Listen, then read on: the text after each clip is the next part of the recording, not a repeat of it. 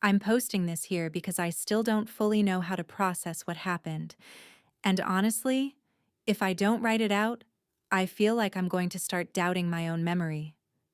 You know that feeling when something humiliating happens at work, and later people gaslight you into thinking it wasn't that bad?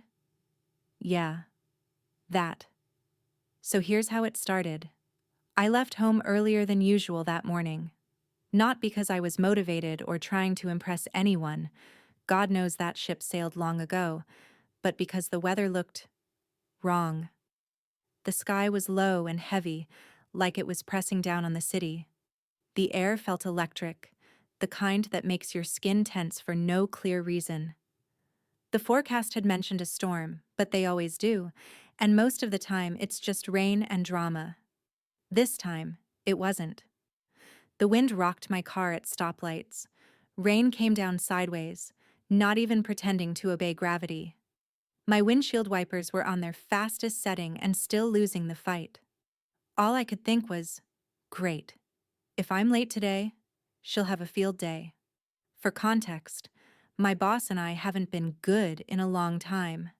At first, she was all smiles and praise. I was such a great fit, so proactive, exactly what the team needed. I believed her. I worked late. I picked up slack. I helped coworkers who didn't even bother to say thank you afterward. I thought that's how you survive in an office. Be useful, be quiet, don't complain. Somewhere along the way, her tone changed. It wasn't sudden enough to call out. It was death by 1,000 tiny cuts. A sigh when I spoke in meetings. A sarcastic interesting when I proposed ideas. Jokes about me being too sensitive or too serious.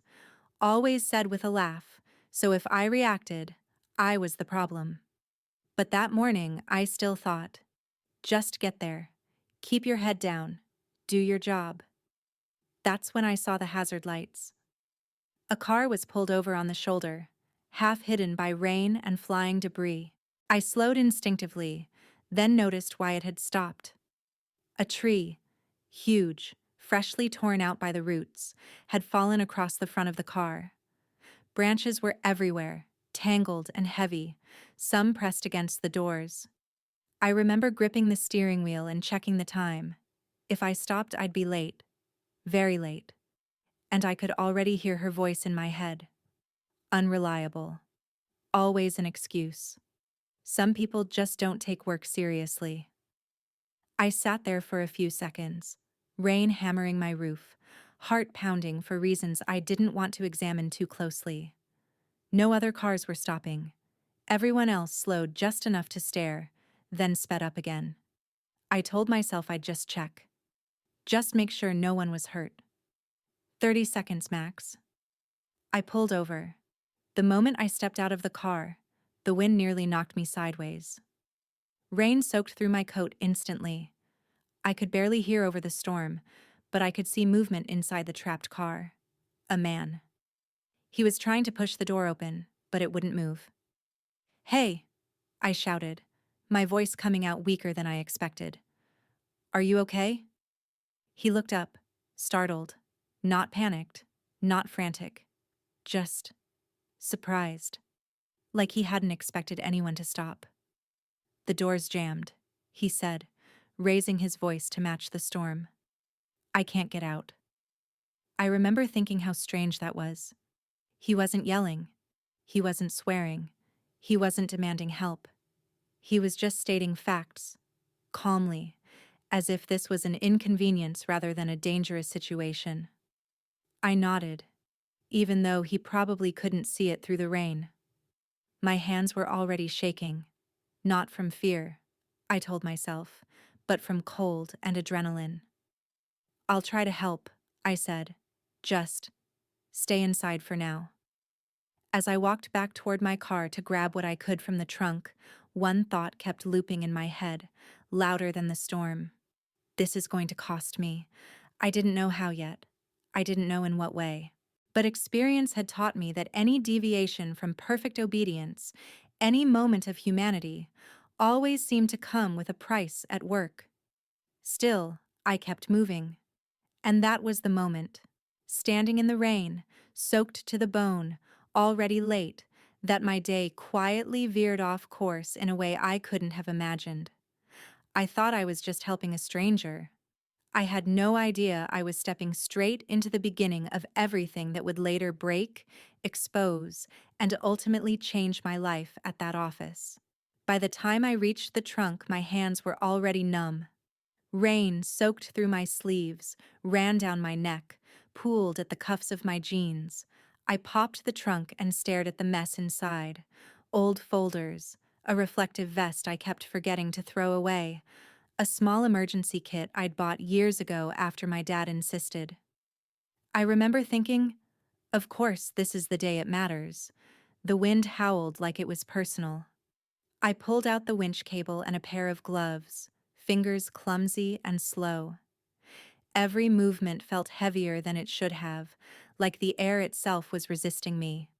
The tree hadn't just fallen, it had slammed down, branches twisted over the hood and roof like they were gripping the car, claiming it. When I approached again, the man inside was watching me through the rain-streaked window. "You really don't have to do this," he said, not dismissive, almost concerned. "Someone else will come."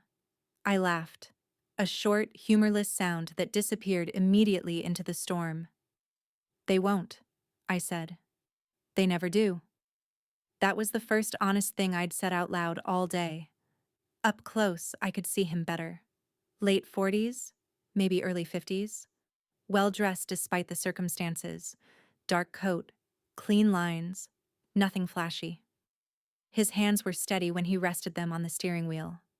No shaking, no panic. That calm again. It bothered me in a way I couldn't explain. I tested the branches with my foot. They didn't move. "Okay," I said, more to myself than to him. "Don't try to open the door yet. Some of these branches are under tension." He nodded immediately.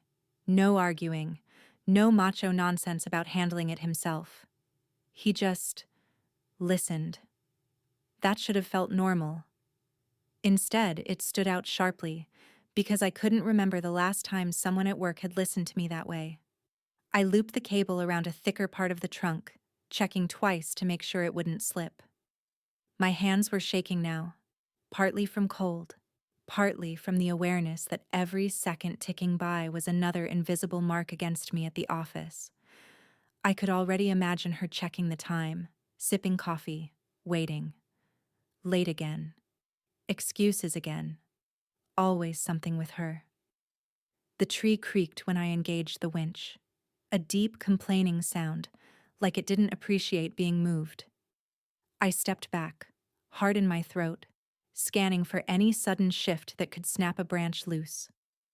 The man stayed inside, exactly where I told him to, eyes on me the whole time. "You do this often?" he called out. "Help strangers on the road?" I asked. "Yes." I shrugged. More than I should. The winch strained, cable taut, vibrating under tension. For a moment, nothing happened, and I felt that familiar wave of embarrassment rise up. Great. I'm making a fool of myself. This isn't even going to work. That voice sounded suspiciously like my boss. Then the tree shifted. Just an inch at first. Enough to make my stomach drop. I paused, adjusted my stance, and kept going. The rain blurred everything, but I focused on the mechanics. Angle, tension, distance, anything to keep my mind from spiraling. Finally, the pressure on the door eased. "It moved," he said. "I think, yeah, I can open it now." "Slowly," I warned, "and stay clear of the branches." The door creaked open, catching for a second before giving way. He stepped out carefully, boots hitting the wet asphalt. The wind immediately caught his coat, snapping it against his legs. He looked around, taking in the scene, the fallen tree, the wrecked calm of the road, me standing there soaked and breathing hard. "Thank you," he said.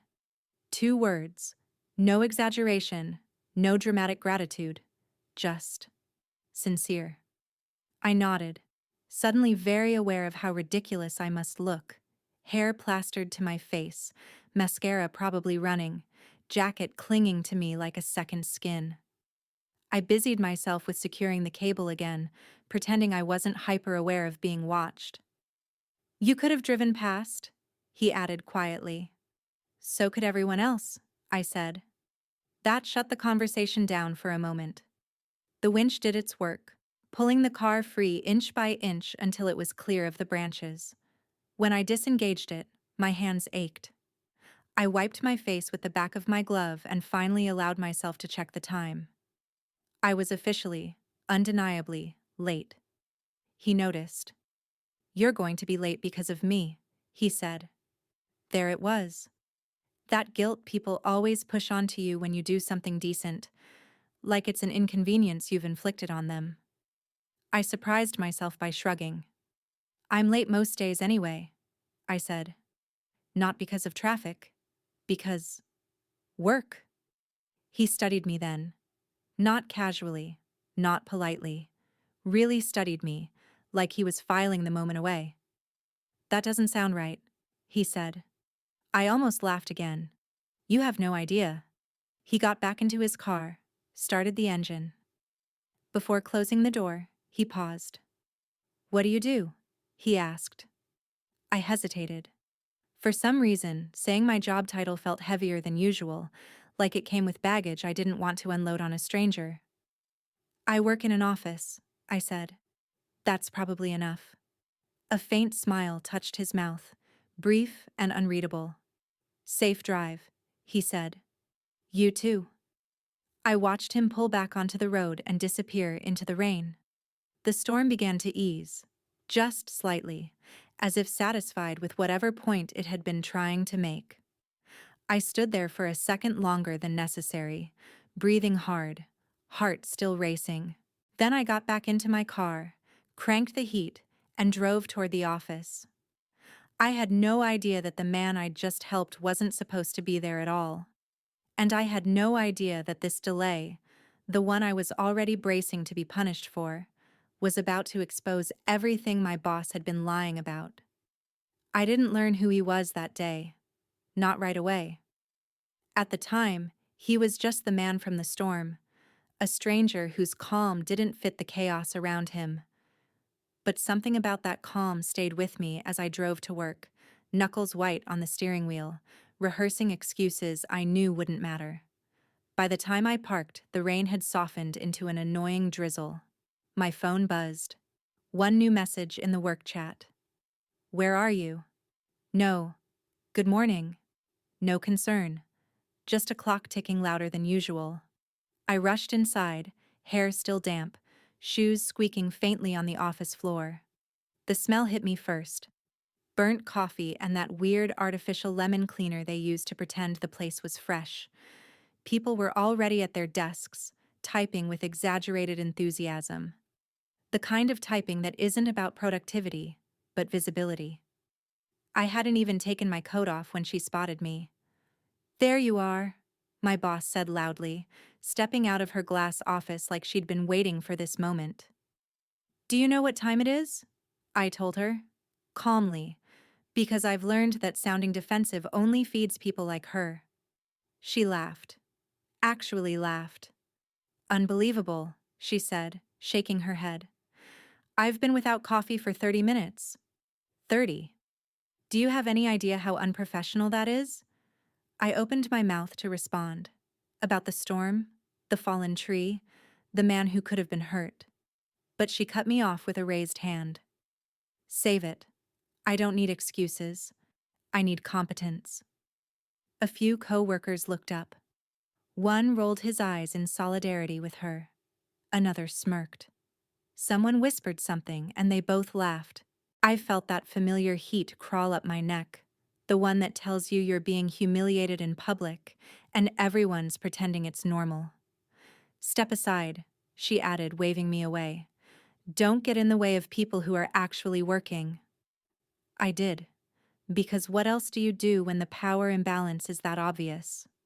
I sat at my desk, hands shaking now for a different reason. I stared at my screen, unread emails blurring together. Somewhere in the back of my mind, I thought about the man from the roadside, about how he'd listened, how he hadn't rushed to judge or belittle. The contrast hurt more than her words. Mid-morning, something shifted. It was subtle at first. People started straightening their posture. Laughter became sharper, more forced. Someone wiped down their desk even though it was already clean. Another suddenly remembered to wear their badge. The office had that weird electric buzz it only gets when something important is about to happen. Then the doors opened. He walked in quietly. No announcement, no entourage. Dark coat. Same calm expression. Dry now, composed, as if the storm had never touched him. My stomach dropped. It took me a second to process what I was seeing. The same man. The exact same one. From the car. From the tree. From the rain.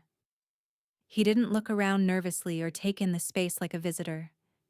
He walked like someone who belonged there. My boss practically sprinted toward him.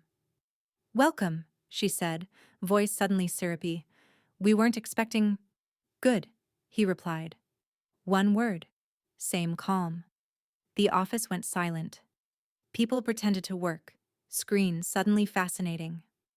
I stayed frozen in my chair, heart pounding so hard I could feel it in my ears. That's when I overheard it. Not an announcement, not a speech. Just a quiet exchange near the glass office that carried more weight than any meeting invite ever had. "He came alone," someone whispered behind me. "No assistant, no security." "Why?" another murmured. "Because this isn't a visit," someone else said. "It's an audit." That word landed like a dropped glass. An audit. Later, piecing things together from hushed conversations and sideways glances, I learned the truth. He was the CEO, and he hadn't told anyone he was coming. Not management, not HR, no advance notice, no polished presentations. He wanted to see the office as it really was. How people treated each other, how managers spoke when they thought no one important was watching, who worked, and who took credit, who was visible, and who was convenient to step on. And suddenly, the morning made sense. The lone drive, the lack of a driver, the way he'd listened to me on the roadside, the way he'd watched me work the winch, trusted my judgment, followed my instructions without question. He hadn't just been stuck in a storm, he'd been testing the world he built. My boss, meanwhile, was in full performance mode.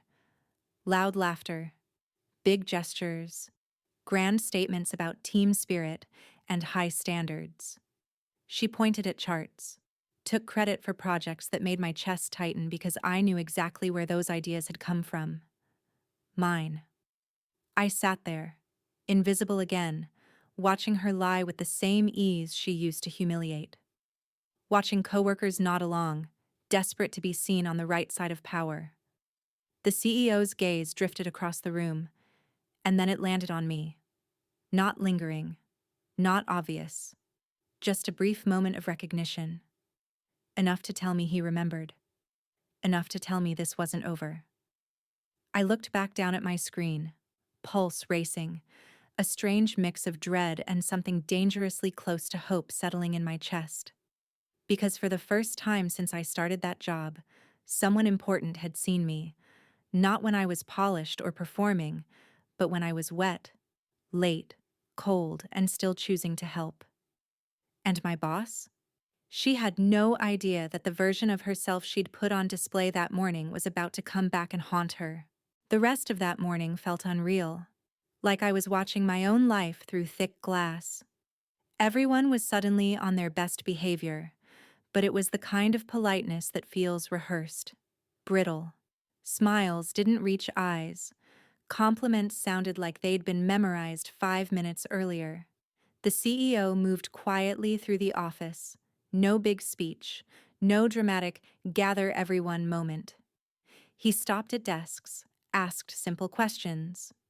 "What are you working on? How long have you been here? What does your manager expect from you?" Simple questions, devastating ones. From my seat, I could see my boss tracking his movements like prey. She hovered too close, laughed too loud, finished other people's sentences before they could answer. Every time he paused near me, my stomach clenched. I didn't know whether I wanted him to speak to me or pass me by. When he finally stopped at my desk, she swooped in instantly.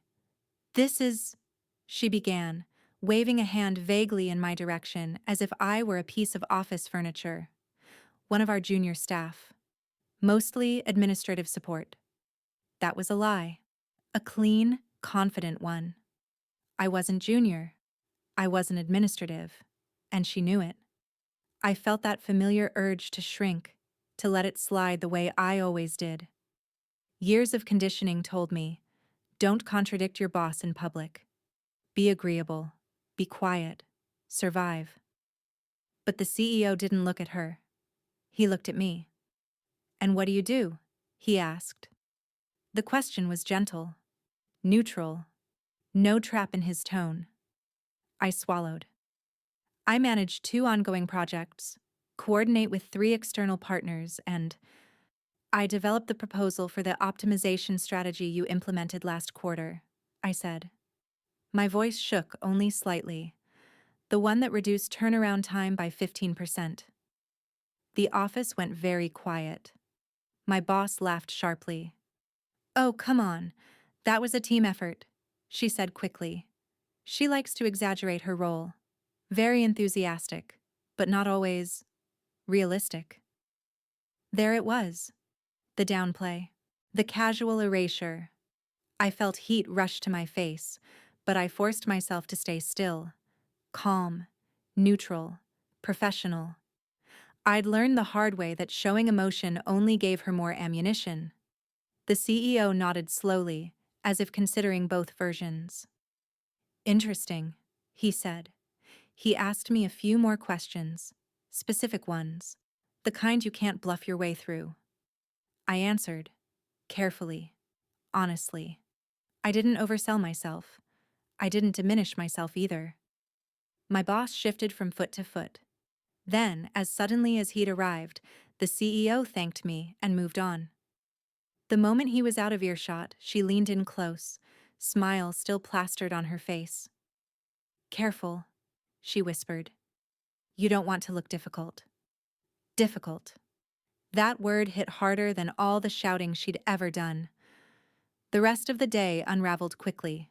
She interrupted me during meetings, corrected me when I wasn't wrong, took over emails I'd drafted and sent them out under her name. At one point, she presented my idea, the one I'd spent weeks refining, as if it had just occurred to her that morning. Watching it happen in real time felt surreal. I could almost hear the click inside my head as something finally broke. During the afternoon meeting, she stood at the front of the room, gesturing at slides I recognized too well. My language, my structure, even my examples. "This approach," she said smoothly, "was something I developed after noticing inefficiencies in our workflow."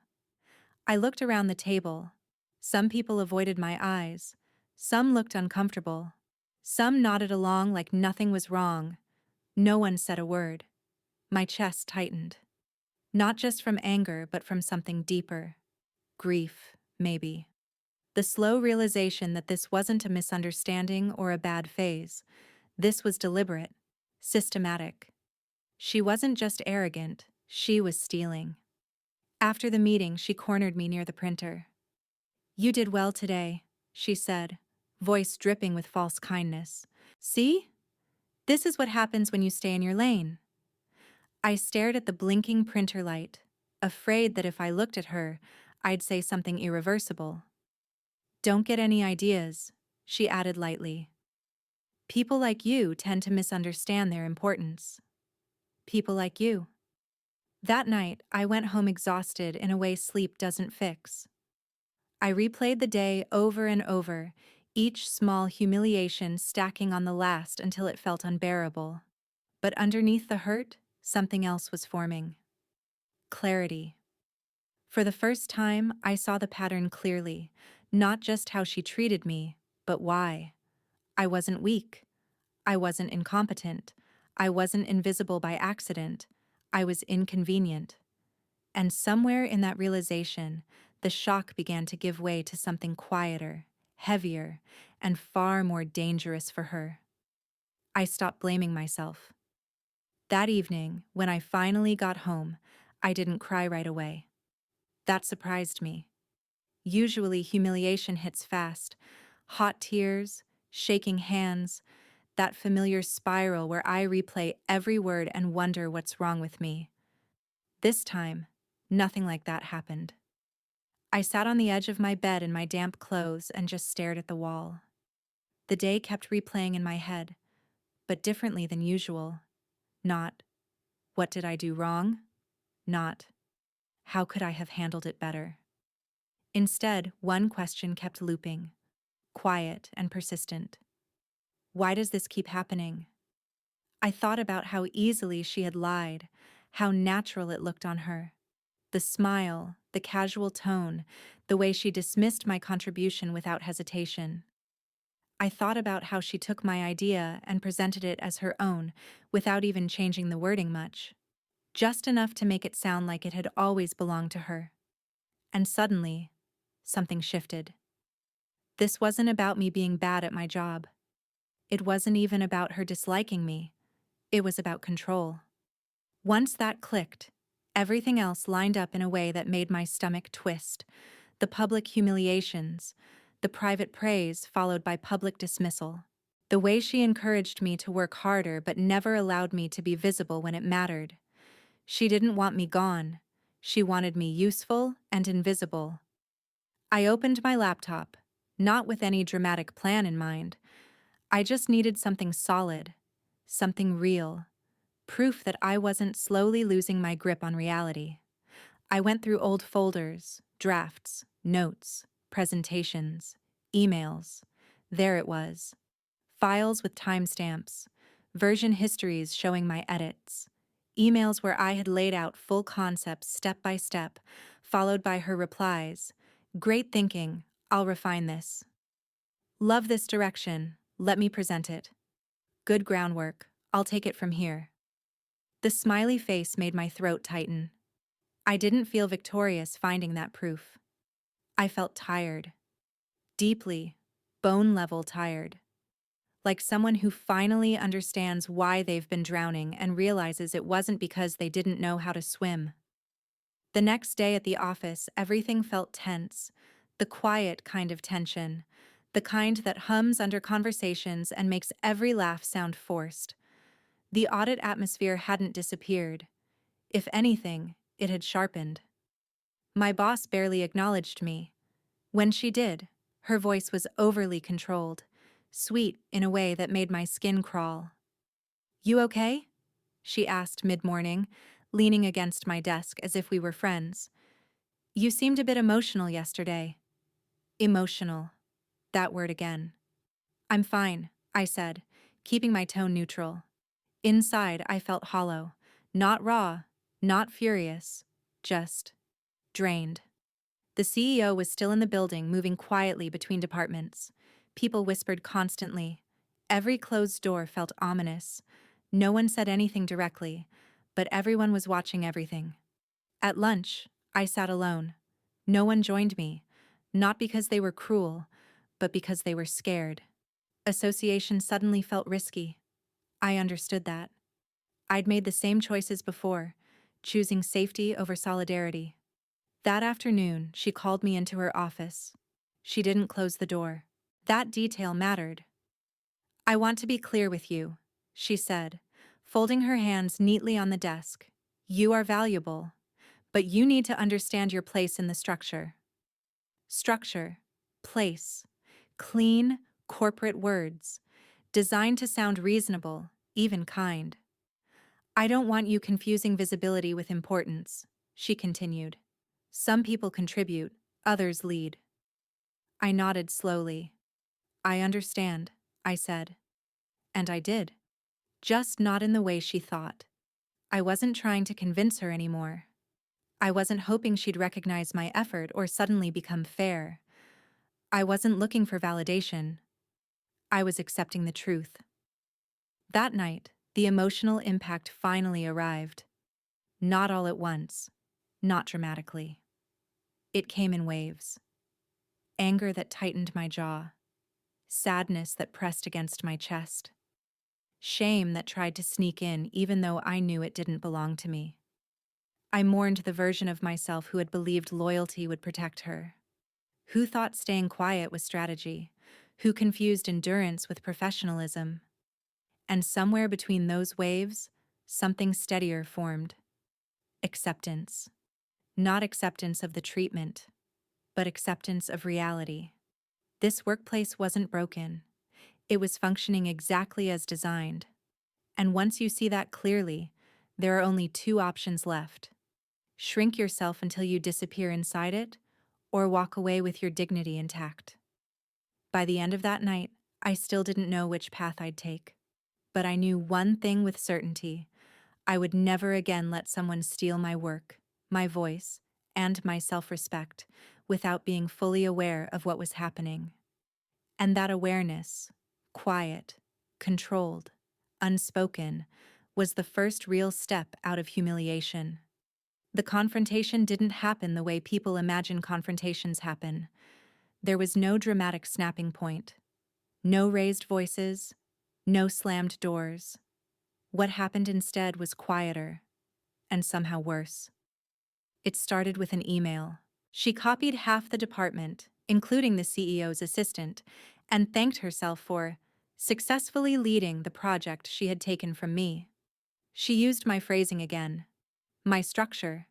Even one sentence I remembered typing at 2 in the morning while wondering whether any of this would ever matter. I felt my stomach drop, but this time I didn't panic. I read the email twice, then a third time, slowly. And I realized something unsettling. I wasn't surprised anymore. That was the moment I knew I was done pretending. I replied only to her. Short, polite, professional. I noticed the proposal referenced here matches the draft I sent you on March 12th. I'm happy to clarify any part of my contribution if needed. No accusations, no emotion, just facts. 5 minutes passed. 10. Then she appeared at my desk. "Can we talk?" she asked, already smiling, already acting as if nothing was wrong. Inside her office, she finally closed the door. She didn't sit down. "I don't appreciate that email," she said, arms crossed. "It wasn't appropriate." I nodded. I wanted to make sure the record was accurate. Her smile hardened. "You need to understand something," she said slowly, as if explaining something very basic to a child. "Ideas don't belong to individuals here. They belong to leadership." There it was. Not even pretending anymore. "I worked on that project for weeks," I said. Calm. Controlled. My voice didn't shake. "You asked me to. And I refined it," she replied instantly, "which is what leaders do. You're being emotional about this." Emotional again. Always emotional. The catch-all word they use when facts make them uncomfortable. I took a breath. "I'm not emotional," I said. "I'm asking for acknowledgement."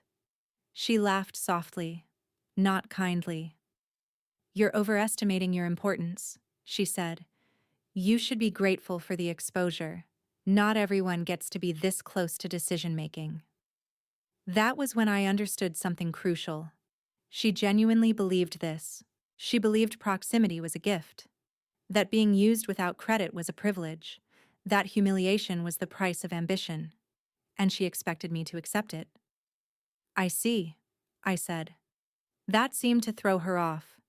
She'd expected defensiveness, tears, apologies, maybe fear, not acceptance. "I suggest you let this go," she added, voice sharpening. "People who cause friction don't last long here." There it was, the threat. Delivered smoothly, professionally, with plausible deniability built in. I stood up. "Thank you for clarifying," I said. She blinked. "That's it?" "Yes." I walked out before she could say anything else. Back at my desk, my hands were steady. My heart was racing, but not with fear, with certainty.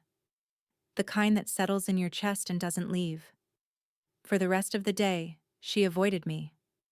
When she did have to speak to me, she was clipped, cold, transactional. The mask had slipped completely now, and she knew I'd seen underneath it. So had someone else. Late that afternoon, I was called into a small meeting room, not by her, by the CEO's assistant. My pulse spiked, but I didn't feel dread. I felt ready. Inside the room, the CEO was already seated. No theatrics, no smile, just attention. He asked me to walk him through my work, my actual work. I did. Clearly. Precisely. I didn't mention my boss unless asked. I didn't dramatize anything. I didn't need to. He already knew where the gaps were. When I finished, he looked at me for a long moment. "Why didn't you speak up sooner?" he asked. It wasn't accusatory. It was genuinely curious. I thought about the real answer. Because I was afraid. Because I thought enduring meant professionalism. Because I was taught that being agreeable was safer than being visible. Instead, I said, "I thought doing good work would be enough." He nodded slowly. "It should be," he said. That meeting didn't end with fireworks. No instant justice. No public apology. That's not how real systems work. But when I walked back to my desk, something fundamental had shifted. I wasn't powerless anymore. I didn't know exactly what would happen next. I didn't know whether I would stay or leave, rise or walk away. But I knew this. I had stopped participating in my own erasure, and once you do that, the humiliation loses its grip. The days that followed were strange in a quiet, unsettling way. Nothing exploded. No announcements. No sudden firings. If anything, everything looked normal, and that almost made it worse. My boss became distant, not hostile, not loud, just careful. She stopped making jokes at my expense, stopped raising her voice, stopped hovering. On the surface, it looked like improvement. If someone had asked, she probably would have said she was giving me space. But I could feel it. She no longer spoke to me, only around me. Emails went through other people. Meetings were scheduled without me and then summarized afterward. Decisions I used to be part of were suddenly made elsewhere. It was subtle isolation, strategic, and it hurt more than the shouting ever had. Because now, if I complained, I would look paranoid, ungrateful, dramatic. After all, she wasn't humiliating me anymore, right? That's how they get away with it. Coworkers reacted differently. A few avoided me completely, like I'd caught something contagious. Others became awkwardly polite. One person quietly messaged me late one evening. "I saw what happened. Just be careful." No offer of support. Just a warning. I couldn't even blame them. Fear spreads faster than empathy in offices like that. The audit continued in the background. The CEO was still present, but less visible. His assistant asked for documents, timelines, clarifications. People whispered more carefully now. Laughter was muted. Confidence looked rehearsed. My boss, meanwhile, worked overtime to polish her image. She arrived early, stayed late, sent emails at absurd hours to signal dedication. She spoke about mentorship and psychological safety in meetings, using all the right words. It would have been impressive if it hadn't been nauseating. One afternoon, I overheard her talking to HR through the thin wall of a conference room. "She's talented," she was saying, "but she struggles emotionally. I've tried to support her. She just doesn't handle pressure well." There it was again. Not incompetent, not lazy, emotionally unstable. That label sticks. It always does. I sat at my desk afterward, staring at my screen, feeling that old instinct creep back, the urge to shrink, to apologize for existing, to wonder if maybe I was too sensitive, too affected. Too much. But something stopped me. Not anger, not pride, memory. I remembered standing in the storm, rain in my eyes, wind pulling at my jacket, and giving clear instructions to a grown man who trusted me instantly. I remembered the certainty in my hands when I worked the winch, the absence of doubt, the quiet competence. That woman wasn't fragile. She wasn't confused. She wasn't emotional. She was capable. So instead of spiraling, I started documenting everything. Not obsessively, not dramatically. Calmly. Dates. Changes in behavior. Emails that excluded me. Projects reassigned without explanation. Phrases repeated too often to be coincidence. I didn't tell anyone I was doing it. I wasn't building a case for revenge. I was building clarity. For myself. And in that clarity, another truth surfaced. Even if the system corrected itself, even if my boss faced consequences, something fundamental had already broken. I no longer trusted this place. I no longer believed safety was possible here. One evening, as I shut down my computer, my boss appeared beside my desk. "I hope you know," she said lightly. "I've always wanted the best for you." I looked at her. Really looked. Her smile didn't reach her eyes. It never had. "I know," I said. She seemed relieved, as if that absolved her. It didn't. Walking out of the building that night, I felt something unfamiliar. Not fear, not anger, distance. And distance is dangerous, not for the person who creates it, but for the one who finally stops caring enough to be controlled by it. I realized then that my next step wasn't about winning or losing, it was about choosing myself. And once that choice is made, the end, whatever form it takes, has already begun. I stopped arriving early, not out of spite, not to make a statement. I just stopped feeling the need to prove that I deserved to be there. I did my job. I did it well. And when my tasks were done, I logged off.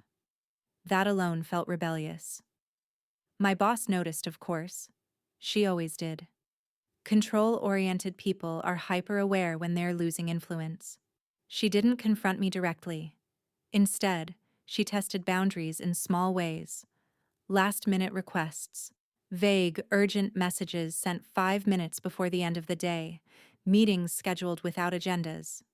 I responded professionally, calmly, and on my own terms. "I'll take a look tomorrow. Please clarify priorities. Happy to discuss during working hours." Each reply was polite. Each one chipped away at the dynamic she relied on. The office reacted to this version of me with confusion. Some coworkers seemed unsettled, like they didn't recognize me anymore. Others watched closely, waiting to see if I'd be punished. No one said it out loud, but the question hung in the air. What happens when someone stops playing along? The answer, it turned out, wasn't immediate retaliation. It was erasure. I was removed from a recurring meeting without explanation. My access to a shared folder was quietly revoked. A project I'd been leading was reassigned temporarily, then never returned. When I asked about it, I got vague smiles and non-answers. "We're just restructuring. Things are fluid right now. Let's see how this evolves." Gaslighting dressed up as strategy. What surprised me wasn't how angry I felt. It was how little it worked on me anymore. The humiliation tactics depended on my emotional investment. Once that faded, they lost their bite. One afternoon, I was called into HR. No warning, no context. The HR representative smiled warmly, hands folded, tone practiced. "We just wanted to check in," she said. "There have been some concerns." Concerns. Another loaded word. "About what?" I asked. "About stress," she replied. "About communication. About how you're adapting to feedback." I listened without interrupting. The phrases were familiar. Perception, alignment, culture fit. None of them were specific. None of them were measurable. When she finished, I said, "Can you give me an example?" She hesitated. "Well, your manager feels you've been a bit withdrawn." Withdrawn. Not disruptive. Not underperforming. Just not compliant enough to be comfortable. "I'm happy to address any concrete issues," I said. "In writing." That ended the meeting faster than anything else could have. Afterward, I went back to my desk and felt something close to relief. Because now it was clear. This wasn't about misunderstanding. This wasn't about growth. This wasn't about fixing anything. It was about pushing me out quietly enough that no one had to admit why. That evening, I opened my laptop at home, not to document, not to replay emails, not to analyze. I updated my resume, not dramatically, no revenge fantasies, no burning bridges in my head. Just facts, skills, results, the kind of clarity that comes when you stop begging one place to see you and start preparing to be seen elsewhere. As I typed, I realized something that surprised me. I wasn't scared. I had been scared when I was trying to survive there, when I was shrinking, when I was silent. Now, with an exit forming in my mind, the fear loosened its grip. The next day, my boss stopped by my desk again. "We should talk soon," she said. "About your future here." I met her gaze. "Yes," I said. "We should." For the first time, I meant it on my terms. And as she walked away, I understood something with unsettling clarity. She still thought she was deciding my fate. She had no idea I'd already stopped asking her to. The meeting about my future happened 2 days later. Calendar invite, vague title, HR included, classic. I walked into the room calm in a way that would have been impossible a month earlier. Not because I was confident in the outcome, but because I had already accepted every possible version of it. That's a kind of freedom people underestimate. My boss sat across from me, posture perfect, expression carefully neutral. HR sat slightly to the side, laptop open, ready to type a sanitized version of whatever happened. "We'll keep this constructive," my boss began. "This is about alignment." Of course it was. She talked for a while. About expectations. About attitude. About how the team was evolving, and how not everyone adapts at the same pace. She never mentioned my work directly. She never had to. When she finally paused, HR looked at me expectantly. I didn't rush to fill the silence. "I'd like to respond," I said evenly. "But first, I want to clarify something." They both nodded. "I want specific examples," I continued. "Concrete instances where my performance failed to meet expectations. Not perceptions, not feelings." My boss's jaw tightened for half a second before she smiled again. "Well," she said lightly, "it's more about your energy lately. You seem disengaged." "I stopped working unpaid overtime," I replied. "Is that what you mean?" HR froze. My boss blinked. "Once." "That's not," she started. "I also stopped allowing my work to be presented without credit," I added. "If that's being labeled as disengaged, I'd like that documented." Silence. Real silence this time. The uncomfortable kind. HR cleared her throat.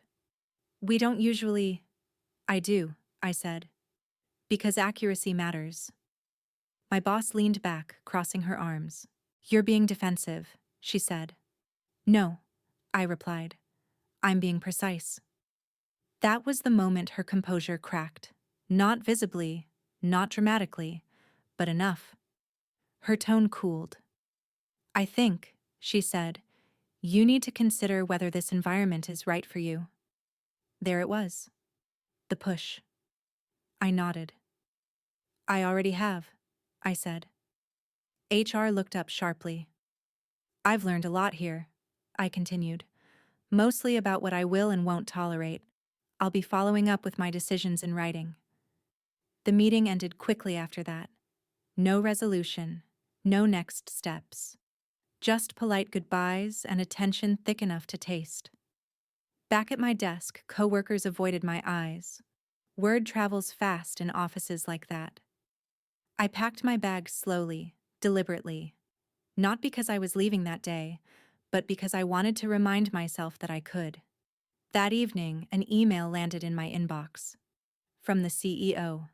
Brief, direct. I'd like to speak with you before you make any final decisions. I stared at the screen for a long moment. A few weeks earlier, that message would have sent my heart racing with hope. Now, it just felt informational. The conversation happened the next morning. No HR, no manager, just him. He didn't defend her. He didn't accuse me. He asked questions, listened, took notes. When I finished, he said, "You're not wrong, but systems change slowly." "I know," I said. "That's why I'm leaving." He studied me, then nodded. "I won't stop you," he said, "but I want you to know you were seen." That mattered, more than I expected. I walked out of that room lighter. Not vindicated, not triumphant. Free. Because the truth was simple and devastating in its clarity. I didn't need them to admit what they'd done. I just needed to stop letting them do it to me. And once that line is crossed, there's no humiliation left to cling to, only forward motion. I gave notice the following week. Not dramatically. Not with speeches or accusations or carefully worded manifestos. Just a clean email. 2 weeks. Thank you for the opportunity. Standard language. Polite to the point of emotional invisibility. My boss replied within minutes. Understood. Let's ensure a smooth transition. No surprise, no protest, no sudden appreciation, just efficiency. That hurt more than I expected. Not because I wanted her to fight for me, but because it confirmed what I'd already known. I was never a person to her. I was a resource, and resources are replaceable. Word spread fast. Some coworkers finally spoke to me honestly, but only now, when it was safe. "I always thought what she did to you was wrong. I didn't agree with how she talked to you. I wish I'd said something." I nodded, smiled, thanked them. Inside, I felt strangely detached. Not bitter, just aware. Support that only appears once the danger is gone doesn't heal anything. It just explains why the silence lasted so long. My boss avoided me almost completely during my notice period. When we did interact, she was overly formal, as if rewriting history in real time. No more jabs, no more smiles, just distance. On my second to last day, she sent a department-wide email praising team resilience and leadership during challenging times. She didn't mention my name once. I didn't expect her to. What surprised me instead was how little it mattered. On my final day, I packed my desk slowly. No one stopped me, no farewell lunch, no card passed around quietly. Just the hum of keyboards and the low murmur of people pretending this wasn't happening. Before I left, the CEO stopped by. He didn't make a scene, just shook my hand. "You'll do well," he said. "I already am," I replied. Walking out of that building felt anticlimactic in the best possible way. No thunder, no applause, just air that felt lighter than it had in years. Outside, the city moved like it always had. People rushing, cars honking, life continuing without caring whether I stayed or left. And for the first time, that didn't scare me. Because the humiliation hadn't followed me out the door. It stayed behind. With the lies, the stolen credit, the quiet cruelty dressed up as professionalism. I realized something as I stepped onto the sidewalk. Leaving wasn't failure. Staying would have been. What I took with me wasn't bitterness or regret. It was clarity, boundaries, the unshakable knowledge that my worth doesn't depend on who gets to speak the loudest in a meeting. I didn't win in the way movies like to show, but I reclaimed myself, and that was enough. It's been a while since I left, And I'm writing this now because distance does something important. It strips the story down to what actually mattered. At first, I replayed everything constantly, every meeting, every comment, every moment I should have spoken louder or sooner. I wondered if I'd misread things, if I'd been too sensitive, if I'd overreacted by walking away instead of enduring a little longer. That doubt fades slowly, but it does fade. What stays is the lesson. I learned that humiliation at work rarely looks like screaming or obvious cruelty. Most of the time, it's quiet, polite, wrapped in corporate language. It sounds like alignment, feedback, culture. It hides in smiles and emails sent just for visibility. It thrives on ambiguity, because ambiguity keeps you questioning yourself instead of the system. I learned that people who steal ideas don't do it once. They do it because it works. Because silence protects them. Because being agreeable is often rewarded more than being honest. I also learned something uncomfortable about myself. I stayed longer than I should have. Not because I was weak, but because I believed professionalism meant endurance. I believed that if I kept my head down and did excellent work, fairness would eventually show up on its own. It doesn't. Fairness has to be enforced, or escaped. What finally changed wasn't the audit, or the confrontation, or even the offer to listen. It was the moment I stopped needing them to understand me, the moment I stopped negotiating my dignity for a sense of belonging. If you're reading this, and you recognize yourself in any part of my story, here's the advice I wish someone had given me earlier. Pay attention to patterns, not apologies. Document your work, even when you trust people. And if your confidence keeps shrinking while your effort keeps growing, that's not growth. That's extraction. Leaving didn't fix everything overnight. I still flinch sometimes when someone interrupts me.